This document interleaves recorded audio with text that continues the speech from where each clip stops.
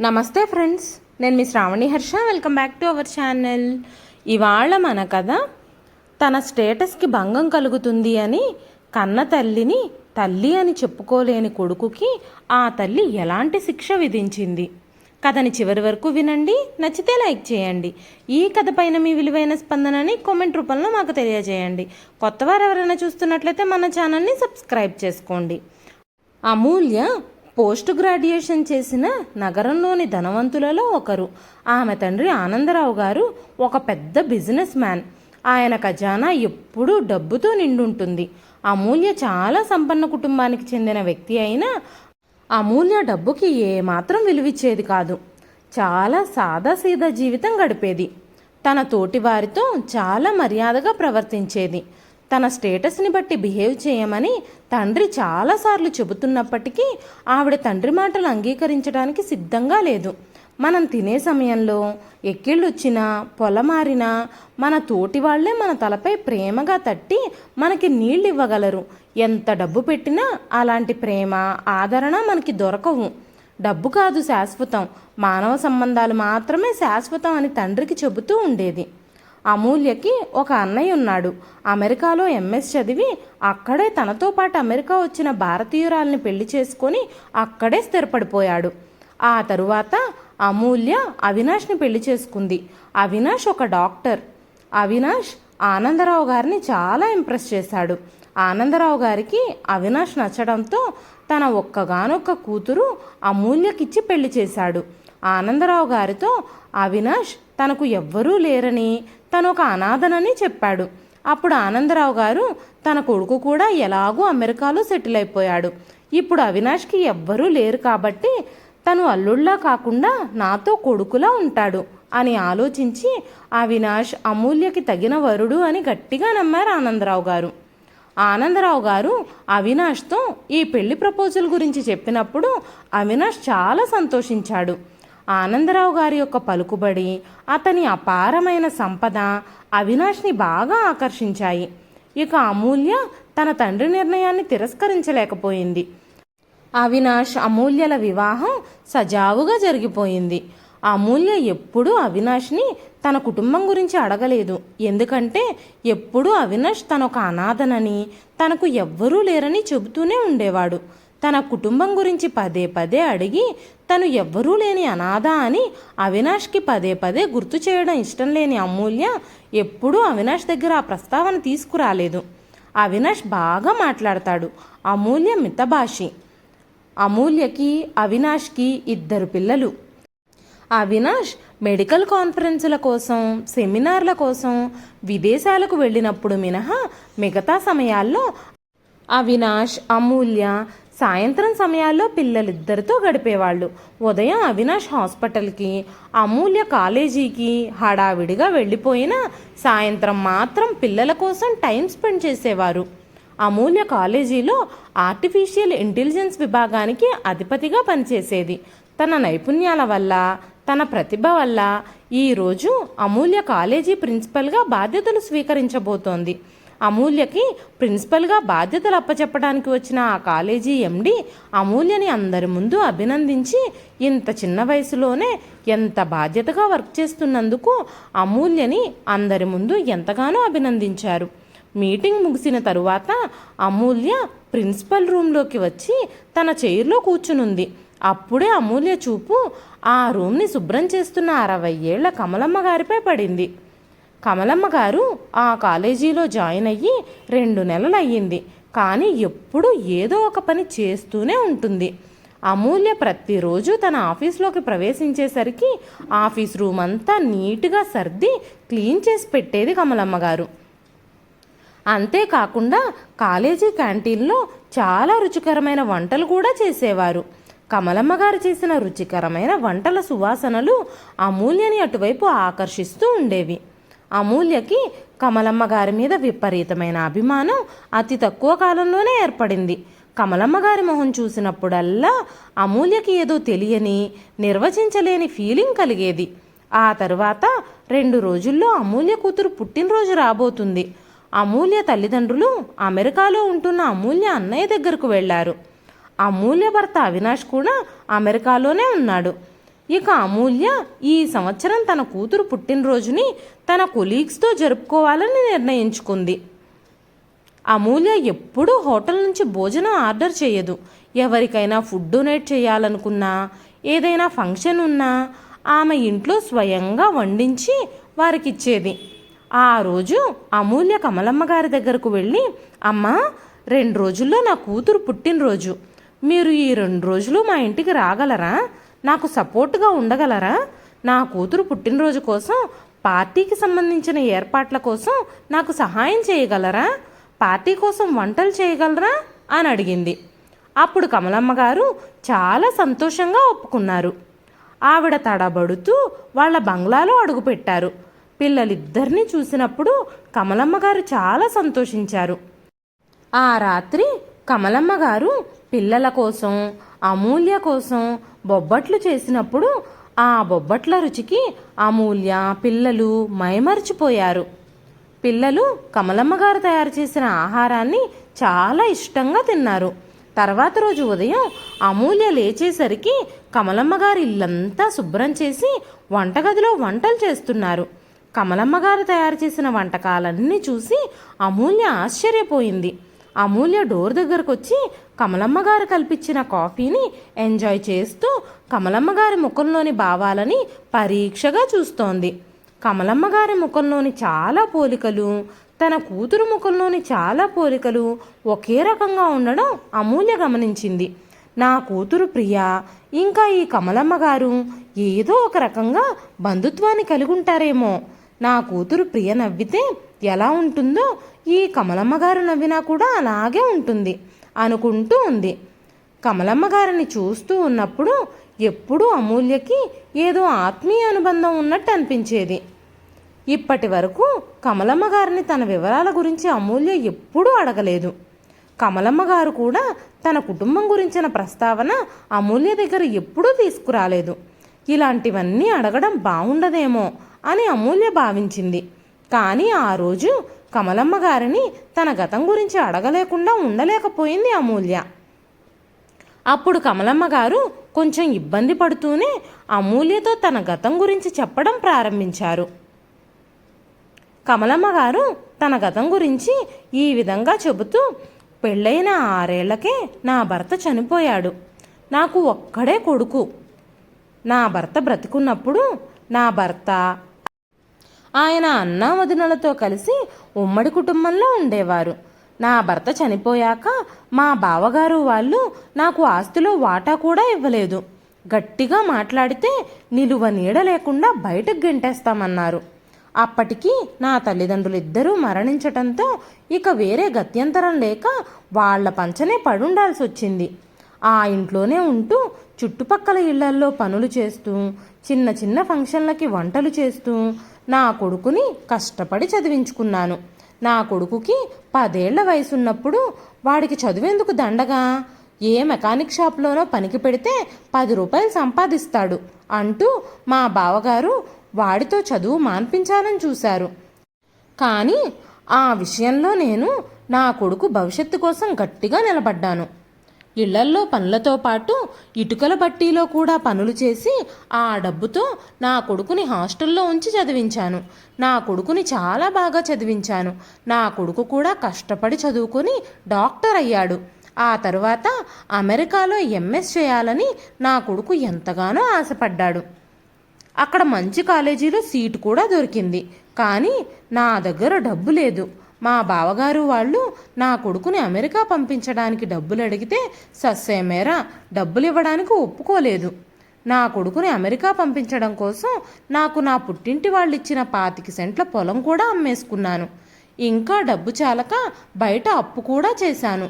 నా కొడుకు అమెరికా వెళ్ళి అక్కడే ఉద్యోగంలో స్థిరపడి ఇక్కడ అప్పులన్నీ తీర్చేసి నన్ను కూడా అమెరికా తీసుకెళ్ళిపోతాను అన్నాడు. కానీ ఏం జరిగిందో తెలీదు. అమెరికా వెళ్ళిన నా కొడుకు అక్కడి నుంచి తిరిగి రాలేదు. మొదట్లో అప్పుడప్పుడు ఫోన్ చేసి నాతో మాట్లాడేవాడు. తర్వాత మెల్లమెల్లగా ఫోన్ చేయడం కూడా తగ్గించేశాడు. నా కొడుకుతో మాట్లాడి ఇప్పుడు చాలా ఏళ్ళు గడిచిపోయింది. నా కొడుకు కన్నతల్లిని ఎలా మర్చిపోయాడో నాకు అర్థం కావడం లేదు. నా కొడుకు ఎప్పటికైనా నా కోసం వస్తాడు. అన్న ఆశతోనే ఎదురు చూస్తూ ఉన్నాను.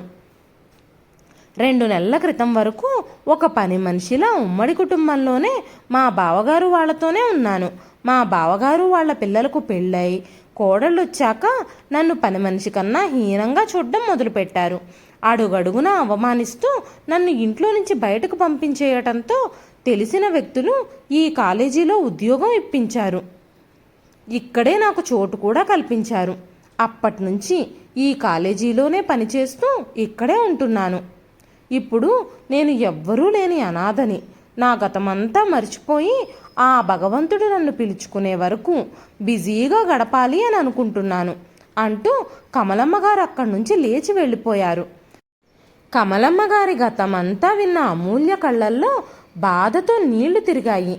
మరుసటి రోజు ప్రియ బర్త్డే సెలబ్రేషన్స్ ముగిశాక కమలమ్మ గారు సోమవారం ఉదయం కాలేజీకి వెళ్ళిపోయారు. కానీ ఆ 2 రోజుల్లోనే ప్రియా ఇంకా రాహుల్ కమలమ్మ గారికి చాలా దగ్గరయ్యారు. కమలమ్మ గారు కూడా వాళ్ళిద్దరినీ చాలా బాగా చూసుకుంటూ ఒళ్ళో కూర్చోబెట్టుకొని మంచి మంచి కథలు చెప్పేవారు. కమలమ్మ గారు వెళ్ళిపోయిన తర్వాత ప్రియా రాహుల్ కమలమ్మ గారిని చాలా మిస్ అవ్వడం మొదలుపెట్టారు. ఇంకా అమూల్య కమలమ్మ గారితో, అమ్మా, మా పిల్లలిద్దరూ ఈ 2 రోజుల్లోనే మీకు చాలా దగ్గరయ్యారు. మీరు వెళ్ళిపోయాక వాళ్ళిద్దరూ మిమ్మల్ని చాలా మిస్ అవుతున్నారు.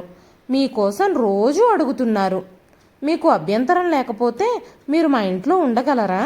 రోజు కాలేజీకి నాతో పాటు వచ్చి సాయంత్రం నాతో పాటే ఇంటికి రావచ్చు. మీరు నా ఇంట్లో ఏ పనులు చేయాల్సిన అవసరం లేదు. నా పిల్లలకి కథలు చెబుతూ వాళ్ళని ప్రేమగా చూసుకుంటూ ఉంటే చాలు అంటూ కమలమ్మ గారిని ఒప్పించి రోజు కాలేజీ అయిపోయిన వెంటనే తనతో ఇంట్లోనే ఉండేలా ఏర్పాట్లు చేసింది అమూల్య. కమలమ్మ గారు కూడా ఆ ఇంటి నుంచి వచ్చేశాక ప్రియాని రాహుల్ని చాలా మిస్ అయ్యారు. అందుకే అమూల్య తనతో రమ్మని అడిగిన వెంటనే ఒప్పుకున్నారు. అలా ప్రియా ఇంకా రాహుల్ కమలమ్మ గారితో చాలా సరదాగా గడిపేవారు. అమూల్య కూడా కమలమ్మ గారిని చాలా జాగ్రత్తగా చూసుకుంటూ ఉండేది. చాలా తక్కువ కాలంలోనే కమలమ్మ గారు ఆ ఇంట్లో మనిషిలాగా అందరితో కలిసిపోయారు. ఒకరోజు కమలమ్మ గారు అమూల్యని తన తల్లిదండ్రుల గురించి అత్తామామల గురించి అడిగినప్పుడు అమూల్య తన తల్లిదండ్రులిద్దరూ తన అన్నయ్య దగ్గరికి అమెరికా వెళ్ళారని తొందరలోనే తిరిగొస్తారని చెప్పింది. అవినాష్కి తల్లిదండ్రులు ఎవ్వరూ లేరని, తను ఒక అనాథ అని, అవినాష్ తరపు బంధువుల్ని కానీ తనకు కావలసిన వాళ్ళని కానీ ఎప్పుడూ చూడలేదు అని చెప్పింది అమూల్య. ఆ రోజు అవినాష్ అమెరికా నుంచి తిరిగొచ్చాడు. కొంత సమయం విశ్రాంతి తీసుకున్న తర్వాత అతను భార్యా పిల్లలతో కలిసి రాత్రి భోజనం చేయడం ప్రారంభించాడు. ఫుడ్ టేస్ట్ చాలా ఫ్రెష్గాను రుచిగాను స్పెషల్గాను ఉంది. అవినాష్ భోజనం చేస్తున్నంతసేపు ఈ ఫుడ్ ఎవరు ప్రిపేర్ చేశారు? అచ్చం అలాగే ఉంది, అదే రుచి, ఎవరు ప్రిపేర్ చేసుంటారు అంటూ ఆలోచిస్తూనే ఉన్నాడు. ప్రియా ఇంకా రాహుల్ ఎప్పుడూ తిండి తినడానికి మారం చేసేవాళ్ళు. ఇప్పుడు ఇద్దరూ చాలా ఇష్టంగా ప్రేమగా తింటున్నారు. అప్పుడు అమూల్య దీనంతటికీ కారణం తన కాలేజీలో పనిచేసే అమ్మేనని, ఆమెను ఇంటికి తీసుకొచ్చానని చెప్పినప్పుడు అమూల్య మొహం వైపు అవినాష్ ప్రశ్నార్థకంగా చూశాడు. కానీ ఆవిడ ఎవరు ఏంటి అని అమూల్యను అడగలేదు. ఆ విషయం గురించి అవినాష్ అంతగా పట్టించుకోలేదు. ప్రయాణం చేసి అలసిపోయి ఉండటంతో గబగబా భోజనం చేసేసి తన గదిలోకి వెళ్ళిపోయాడు. కమలమ్మ గారు మరుసటి రోజు ఉదయం కాఫీ తీసుకొని అవినాష్ గదిలోకి వెళ్ళినప్పుడు ఆవిడక్కడ అవినాష్ని చూసి రాయిలా నిలబడిపోయింది. కమలమ్మ గారిని చూసినప్పుడు అవినాష్ కూడా నిశ్చేష్టుడయ్యాడు. కొన్ని క్షణాల తర్వాత తేరుకున్న కమలమ్మ గారు కాఫీ ట్రేని టీపాయ్ మీద వదిలేసి గబగబా కిందికొచ్చేశారు. వచ్చేటప్పుడే ఆ గదిలో అవినాష్ అమూల్యల ఫోటో చూశారు. ఇంతకుముందు కమలమ్మ గారు ఆ గదిలోకి ఎప్పుడూ వెళ్ళలేదు. కిచెను, హాలు, తన బెడ్రూమ్ ఇవి తప్ప పై గదుల్లోకి ఎప్పుడూ వెళ్లాల్సిన అవసరం రాలేదు ఆవిడకి. ఇంతకుముందే అవినాష్ ఫోటోని చూసుంటే ఎప్పుడో ఈ ఇంట్లో నుంచి వెళ్ళిపోయేదాన్ని అనుకుంటూ బాధపడ్డారు కమలమ్మ గారు. అమూల్య కమలమ్మ గారితో ఆ రోజు తన భర్తకి ఎవ్వరూ లేరని, అతను ఒక అనాథ అని చెప్పిన విషయం పదే పదే ఆవిడ చెవుల్లో మారుమోగుతోంది. ఆ మాటలన్నీ గుర్తు చేసుకొని కమలమ్మగారు బాధతో కన్నీళ్లు కారుస్తూ తన గదిలోనే కూర్చున్నారు. అంటే నా కొడుకు అమెరికాలో లేడా? అమ్మా నాన్న లేని అనాథని అని చెప్పి అందరి దృష్టిలో నన్ను కూడా చంపేశాడా అనుకుంటూ బాధగా ఆలోచిస్తూనే ఉన్నారు. ఎంత కష్టపడి కొడుకుని పెంచి ప్రయోజకుణ్ణి చేశాను. శక్తికి మించి అప్పులు చేసి మరీ అమెరికా పంపించాను. అయినా సరే నా విషయంలో నా కొడుకు ఇంత ద్రోహం ఎలా చేస్తాడు అనుకుంటూ ఆలోచిస్తూనే ఉన్నారు కమలమ్మ గారు. ఆ తర్వాత అవినాష్ అమూల్యతో మన ఇంట్లో ఇంతమంది పనివాళ్ళు ఉన్నారు, ఇప్పుడు కొత్త పని ఆవిడ్ని అపాయింట్ చేసుకోవాల్సిన అవసరం ఏమొచ్చింది, ఆవిడ్ని ఎందుకు తీసుకొచ్చావు అని అడగగానే అమూల్య అవినాష్కి జరిగిందంతా చెప్పింది. అవినాష్ నిశ్శబ్దంగా విన్నాడు. మనం ఈ పని వాళ్ళందరి గురించి ఆలోచించాల్సిన అవసరం లేదు, ఆమెను తిరిగి కాలేజీకి పంపించెయ్యి అనగానే అమూల్య మౌనం వహించింది. కాసేపటి తర్వాత మెల్లగా అమూల్య అవినాష్తో పిల్లలు కూడా ఆవిడంటే చాలా ఇష్టపడుతున్నారు. పిల్లలు ఆవిడకి చాలా దగ్గరయ్యారు. ఆవిడ కూడా పిల్లల్ని చాలా జాగ్రత్తగా చూసుకుంటున్నారు. ఇప్పుడు ఆవిడ్ని ఇంటి నుంచి పంపించేస్తే ప్రియా, రాహుల్ చాలా బాధపడతారు, వాళ్ళు అప్సెట్ అవుతారు. అందుకే ఆమెను ఇక్కడే ఉండనివ్వండి అని చెప్పగానే అవినాష్ కోపంతో సరే సరే అయితే ఆవిడని మన ఇంట్లోనే ఉంచాలనుకుంటే నువ్వు నా గదిలోకి రావాల్సిన అవసరం లేదు. నీకు ఆవిడ ముఖ్యమో నేను ముఖ్యమో ఆలోచించుకో. ఒక పనావిడ కోసం నీ భర్తకి నీకు దూరం పెంచుకుంటావో లేదంటే నీ భర్త కోసం ఆవిడని దూరం చేసుకుంటావో నువ్వే ఆలోచించుకో అని చెప్పి కోపంగా వెళ్ళిపోయాడు. అసలు అవినాష్కి కమలమ్మ గారు ఎందుకు నచ్చలేదు? ఆవిడ్ని చూడగానే ఎందుకంత కోపం తెచ్చుకుంటున్నాడు? అసలు ఏం జరుగుతుంది? ఏమీ అర్థం కావడం లేదు అమూల్యకి. విషయం ఏమిటో తెలుసుకోవాలని ఉన్నా అవినాష్ సమాధానం చెప్పడానికి అర్థమైపోయింది. ఎంత కన్విన్స్ చేద్దామని చూస్తున్నా అవినాష్ అమూల్యతో ఒక్క మాట కూడా మాట్లాడడం లేదు. ఆవిడని ఇంట్లో నుంచి పంపించేస్తే పిల్లలిద్దరికీ ఏం సమాధానం చెప్పాలో అమూల్యకి అర్థం కావడం లేదు. అంతేకాకుండా అమూల్య కూడా కమలమ్మ గారితో చాలా సాన్నిహిత్యం ఏర్పరచుకుంది. కమలమ్మ గారిని ఇంటి నుంచి పంపించేయాలంటే అమూల్య మనసు ఒప్పుకోవడం లేదు. కొన్ని రోజులు పోతే అవినాషే అర్థం చేసుకుంటాళ్లే. కమలమ్మ గారు పిల్లల్ని ఎంత బాగా చూసుకుంటున్నారో చూసినప్పుడు, ఆవిడ చేసే ఆహార పదార్థాలు తిన్నప్పుడు అవినాష్ ఆవిడ మీద కోపాన్నంతా పక్కన పెట్టేసి ఆవిడని యాక్సెప్ట్ చేస్తాడు అని ఆలోచించింది. కమలమ్మ గారిని అక్కడే ఉంచుకుంది అమూల్య. కమలమ్మ గారే స్వయంగా ఆ ఇంటి నుంచి వెళ్ళిపోతానని అమూల్యని అడగాలనుకున్నారు. కానీ అమూల్య కారణం అడిగితే ఆవిడ ఏం చెప్పాలో ఆవిడకి అర్థం కాలేదు. అందుకే మౌనంగా ఊరుకున్నారు. అలా కొన్ని నెలలు గడిచాయి. కానీ అవినాష్ ప్రవర్తనలో ఎలాంటి మార్పు రాలేదు.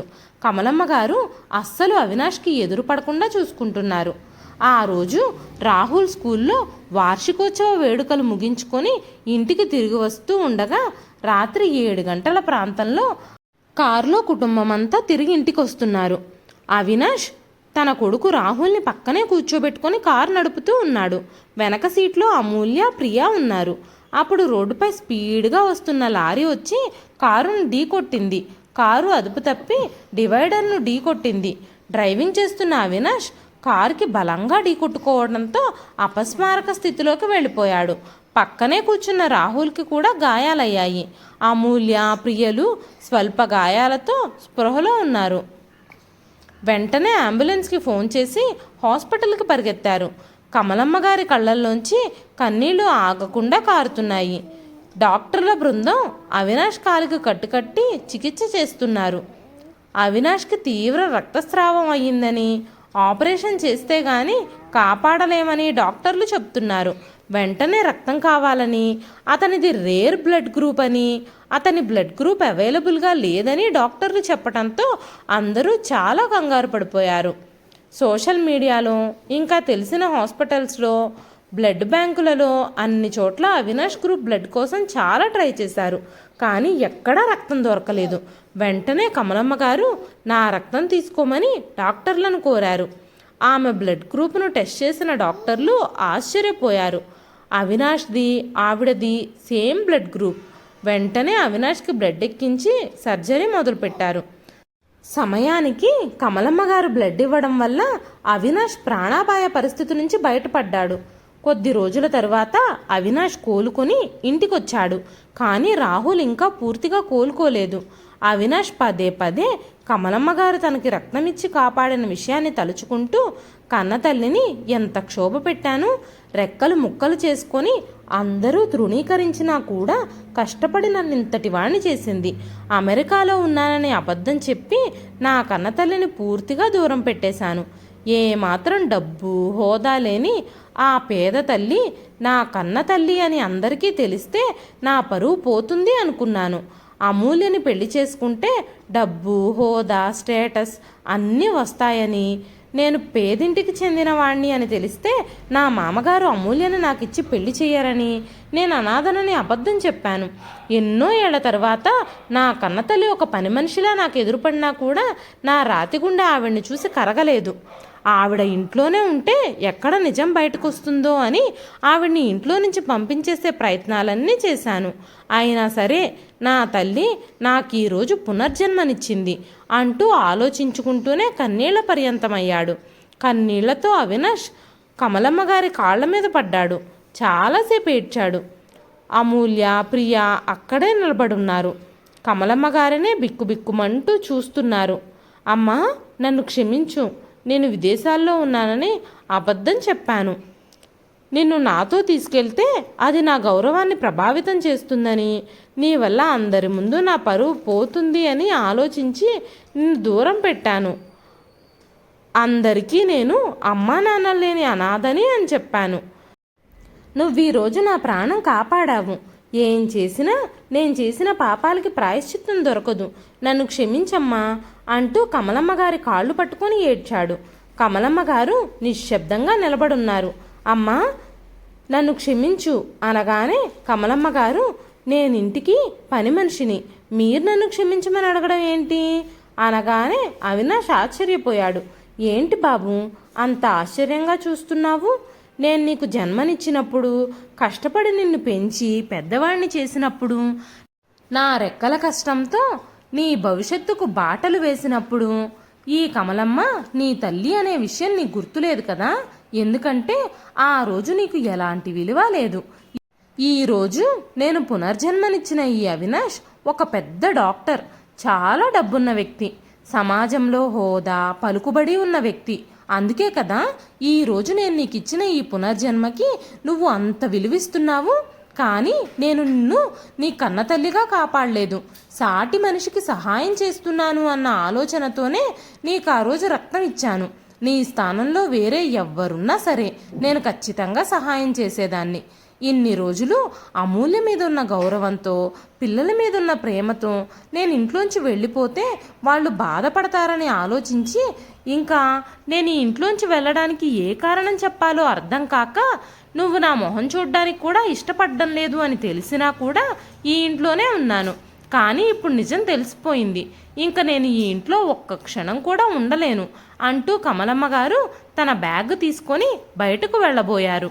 అప్పుడు అవినాష్, అమ్మా, నువ్వు నాతో ఉంటే చాలు, నన్ను విడిచిపెట్టి ఎక్కడికి వెళ్ళొద్దు అంటూ కమలమ్మ గారి కాళ్ళు పట్టుకున్నాడు.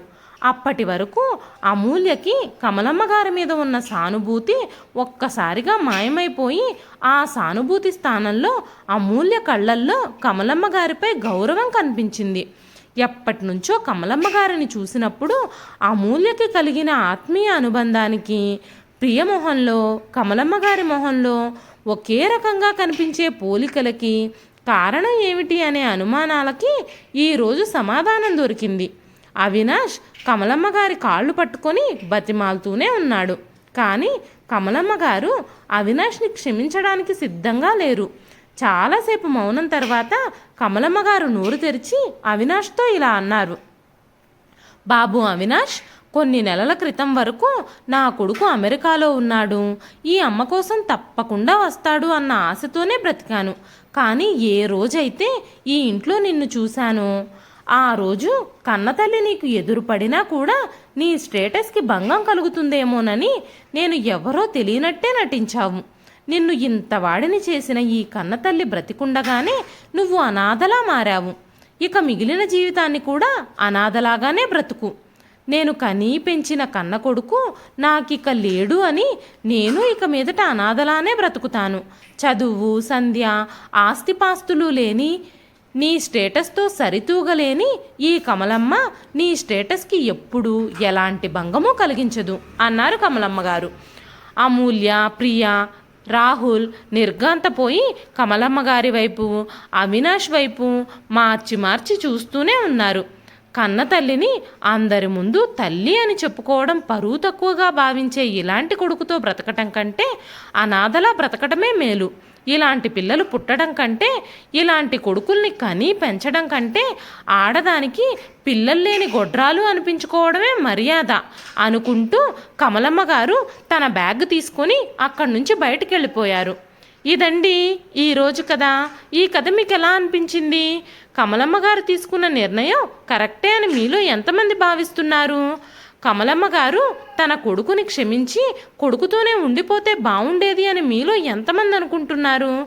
మీ విలువైన అభిప్రాయాలని కామెంట్ రూపంలో మాకు తెలియజేయండి. ఈ కథ నచ్చితే ఒక లైక్ చేయండి. మరెన్నో ఇలాంటి ఇంట్రెస్టింగ్ కథల కోసం మన ఛానల్ని సబ్స్క్రైబ్ చేసుకోండి. మరొక మంచి కథతో మళ్ళీ కలుస్తానండి. అంతవరకు సెలవు.